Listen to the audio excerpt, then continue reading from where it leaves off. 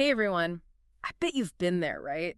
That feeling of wanting to start a business, but then wham, you're hit with like a million possibilities and it gets overwhelming. Oh, yeah, totally. It can be a lot. So today we are diving deep. We are going in on Choose by Ryan Levesque. Good stuff. Yeah, it is all about finding not just a business idea, but your perfect business idea. And Yeah, and Levesque is great because it's practical. A Mhm. lot of real world examples and stories from his own journey, like even his big flops. oh, I love when people are willing to share about their flops. He makes a pretty bold statement right out of the gate, which is that picking the wrong market is the number one reason businesses fail. Right out of the gate. Yep. Not working hard enough or having a bad product, but Yeah. like picking the wrong environment, the wrong, you know. Yeah, like are you fishing in a puddle or Yeah. in the ocean, right? He uses this analogy of a river.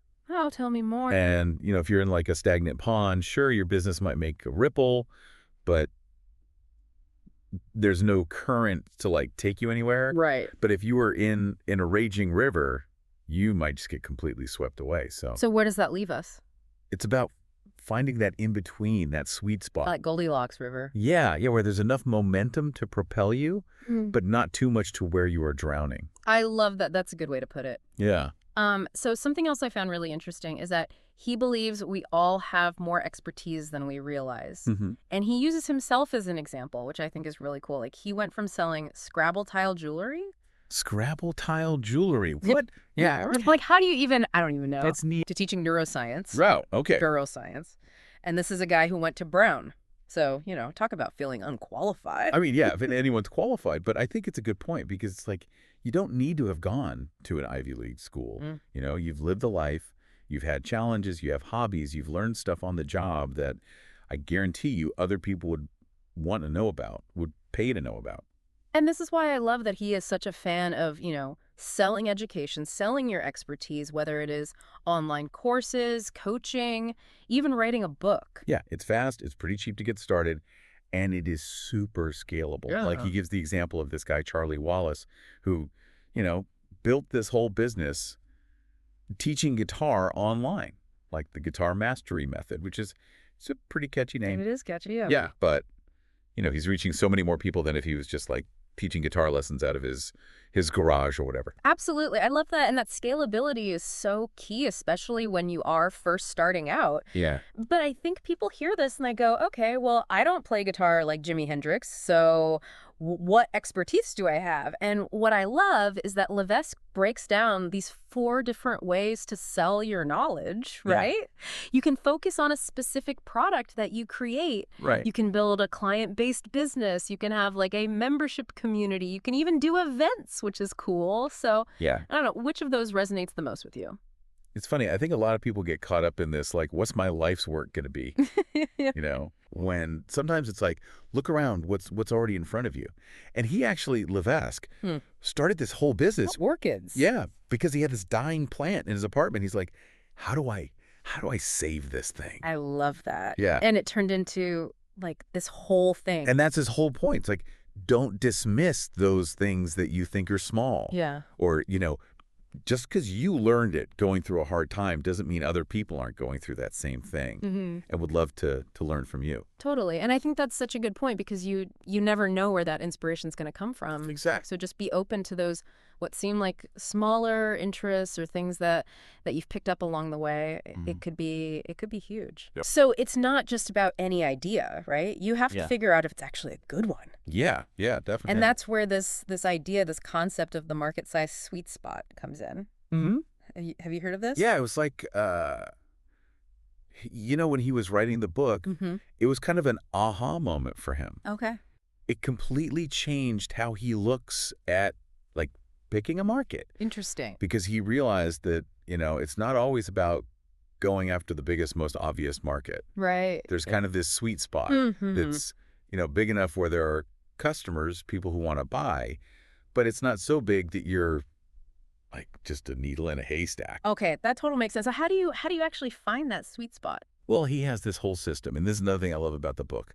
He actually gives you like really specific tools. I like that, yeah. And one of the biggest ones he recommends is Google Trends. Oh, yeah, Google Trends. Which, I mean, everyone's heard of it, probably used it. Yeah, it's pretty simple. but it's actually really powerful for this. Okay. So, you know how we were talking about the river? Mm-hmm. Like, if you search for self-help, that's like that huge raging river. Yeah, Yeah. yeah, way too big. Way too big, Too much competition. too many fish or whatever. Yeah, exactly. But if you can find something, like, he gives the example of orchid care. Mm-hmm. Specific, it's got passionate people who are into it, but it's not tiny. Yeah. Like, there's enough people searching for orchid care.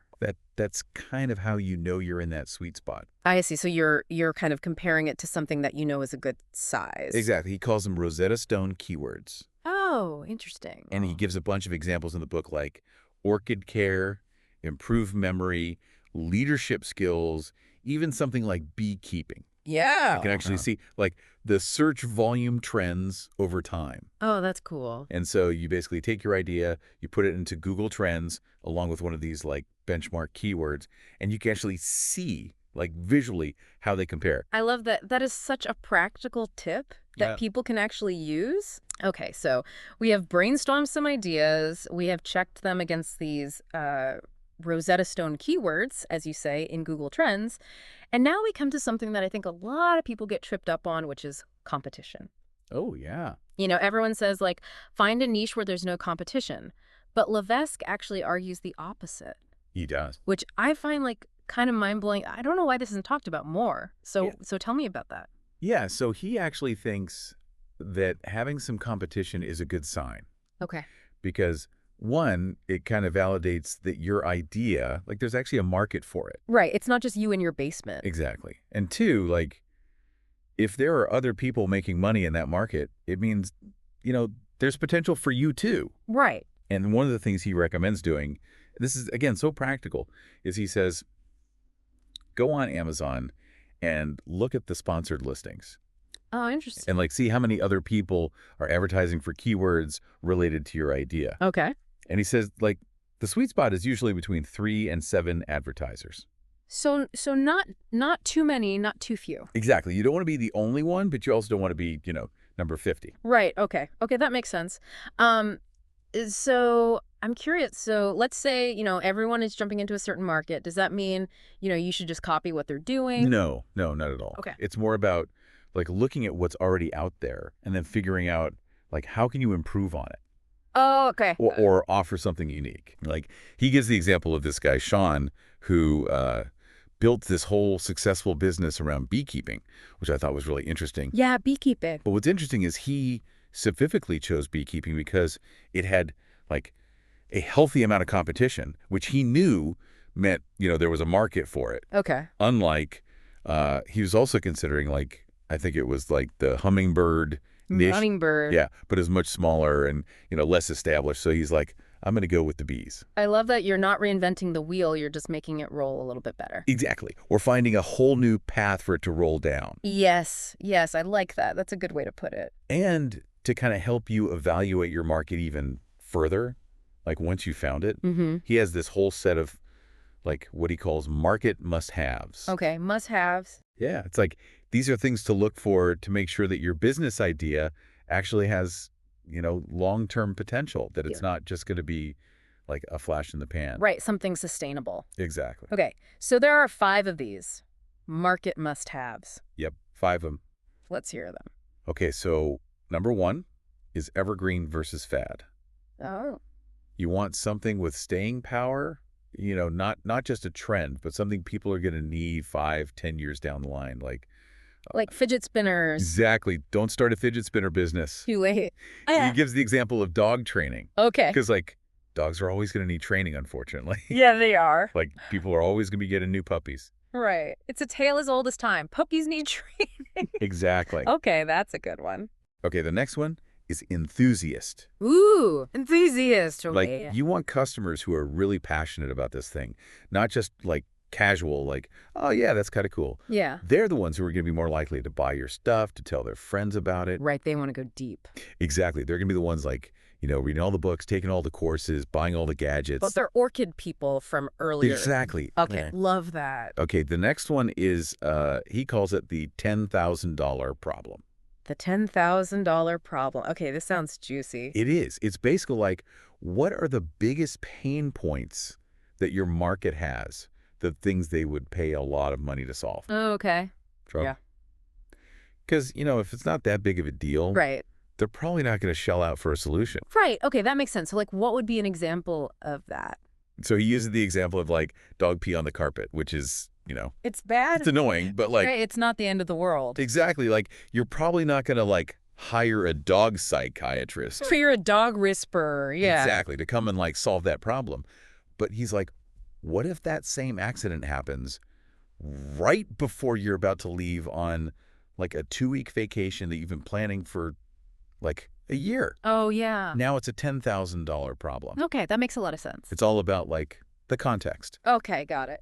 Okay, number 4, future problems. Future problems. All right, tell me more. So this one is all about like thinking about the long game. Like it's not just about solving the immediate problem that your customer comes to you with, but like what are the other problems that they're going to have down the line that you can also help them solve? Okay. So like going back to the orchid example, like let's say you help someone, they buy their first orchid. They're like, I don't want to kill it. You teach them, how to not kill it. They're excited. They're hooked. They're hooked, Yeah. but then they're like, okay, well, now I need to repot it, or what are some other like cool varieties I can get, or I want to like build a whole orchid room in my house. Become an orchid baron. Exactly. So it's like, how can you position yourself to be that go-to resource for them? Right, for all of their orchid needs. Exactly. Okay.